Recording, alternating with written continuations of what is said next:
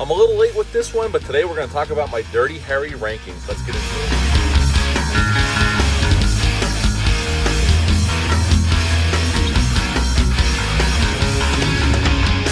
Welcome back to my channel. Hope everyone's doing well out there. And yes, this video is a little late for this because I did finish up my Dirty Harry franchise movie reviews a few weeks ago.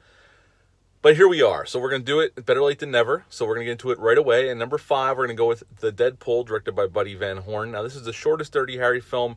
And while I like the premise of this film, and Clint Eastwood is fantastic as Dirty Harry once again, and I like the way the killer goes about figuring out who he's going to kill on his Deadpool list. I like that idea. I think the movie could be a little longer and exploring that a little bit more, and the killer is very weak. That's why this is at number 5. Once the killer is revealed towards the end of the film, he's just not that interesting, and he doesn't, he's just this random psycho that we don't have any, we find out a little bit about him here and there, about how he was stalking the director of these movies, Peter Swan. But other than that, they don't set him up all that well, and he's not very interesting. So at number 5, The Deadpool. At number 4, I would go with 1976's The Enforcer, directed by James Fargo. Again, another excellent premise about this militia in San Francisco, this People's Revolutionary Strike Force they're causing mayhem throughout the city, and then towards the end of the film, they kidnap the mayor, they hold him hostage on Alcatraz, all good stuff. But again, the main villains of this piece aren't that interesting. We don't spend enough time with them. They just come off, especially the main guy, just comes off as a complete psycho. And we don't really find all that much. We find a little bit about Bobby Maxwell, the main villain, a little bit here and there from other people.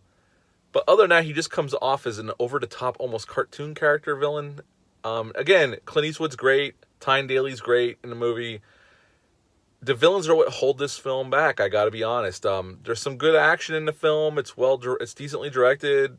I enjoy this film. It's just this is where it comes in at number 4 for The Enforcer.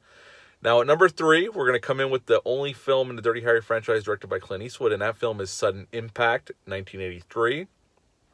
I consider it's the darkest film in the whole franchise, for sure, and it deals with a lot of dark themes like rape and gang rape of all things. And again, Sandra Locke is fantastic in the film. Clint Eastwood is fantastic. Again, the villains kind of hold this one back a little bit. Yes, they are scum of the earth type people. They deserve to be buried under the prison for what they've done. But at the end of the day, they're a little bit better than the other 2 films that came after this on my list. But again, the villains kind of hold this back. And I guess the main reason that is because the villains in the first 2 films are so interesting and kind of so fleshed out that nothing can live up to the villains in those first 2 films, in my opinion anyway.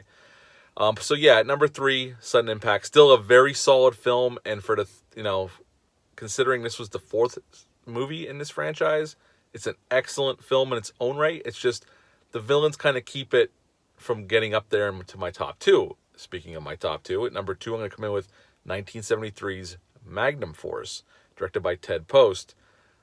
Although there is rumors that Clint Eastwood did direct some of this film. Who knows if that's true, but that's out there on the internet. You can find that if you want and search that down if you wish.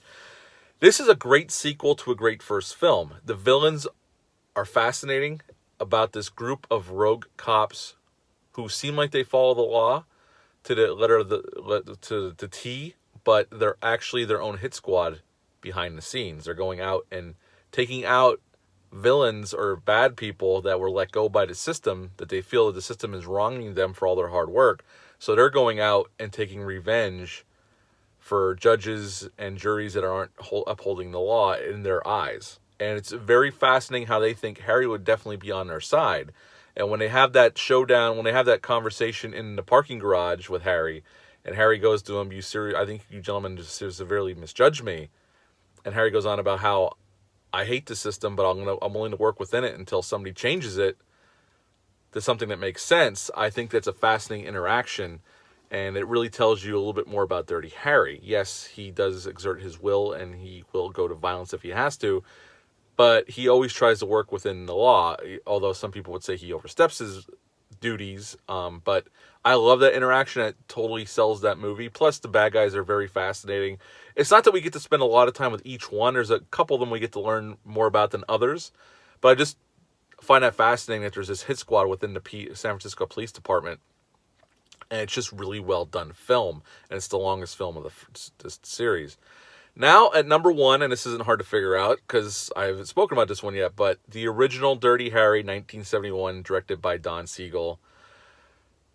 I think this is the best one. Like I said, Magnum Force is a fantastic sequel. All these sequels I enjoy, but Magnum Force is a fantastic sequel. But Dirty Harry, the original, I love this film. It's a great gritty cop crime thriller from the early 70s. I love the villain in the Scorpio. He was kind of based on the Zodiac Killer, who was still around in San Francisco at this time when this movie was released. I just think this is a great cop movie, and Clint Eastwood is great as Dirty Harry. I mean, he's made that role so iconic, you can't help but think of that role when you talk about Clint Eastwood. Although he's had other iconic roles, Unforgiven, many other films. I mean, Gran Torino was Walt Kowalski. I mean, he's had many iconic, The Man with No Name trilogy. I mean, Clint Eastwood's been a movie star for decades and decades, and he's one of our best directors and one of our best actors of all time. But Dirty Harry is a great cop film. If you've never seen it, I highly recommend it, and that deserves to be number one. So, to go back through the list, number 5, The Deadpool. Number 4, The Enforcer. Number 3, Sudden Impact, which I consider the darkest one in the franchise. Number 2, Magnum Force. And number 1, the original, the best, in my opinion, Dirty Harry. How would you rate this list? Leave a comment down below. Let me know. Give me your rankings of these films if you've ever even seen them before. I highly recommend checking them out if they're available. Or you can get them on streaming services, or you can buy the box set from Amazon. I think I checked it again the other day. It was still like $25 for 5 films, and there's some great special features on it. I own it. So if you're interested, check that out. It's a worthwhile purchase in my opinion. Hit the thumbs up, hit the subscribe button. I would greatly appreciate all that. Share this video if you wish. I'd appreciate that as well. I'll be back later in the week with my first of the Nightmare on Elm Street franchise reviews I'm going to do with Nightmare on Elm Street Part 1, the classic Wes Craven written and directed film. Until then, I hope everyone's doing well out there, and I'm just going to leave you with bye.